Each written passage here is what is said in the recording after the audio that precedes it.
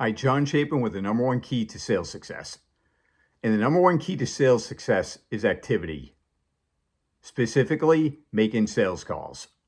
Look, 99.9% of the time when someone fails in sales, it's a failure of activity. They didn't make enough calls to get enough prospects, to get enough sales. The other 0.1% of the time someone fails in sales, they get hit by a bus.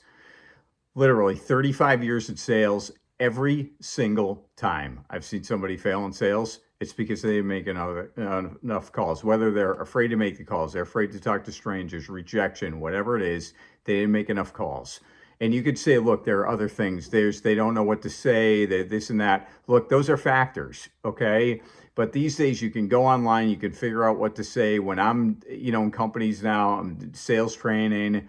The companies I was in, we had sales training, things like that. So every single time I saw it, it was number one was lack of activity, not making the sales calls. Look, sales is a contact sport. It's a numbers game. You got to be out there talking to a lot of people. And the thing is, even applying big finds corn, right?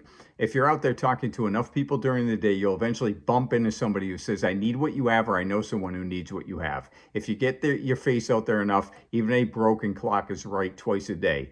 So it's out there making the phone calls, knocking on doors, do whatever you need to do to hit your numbers to be successful every day.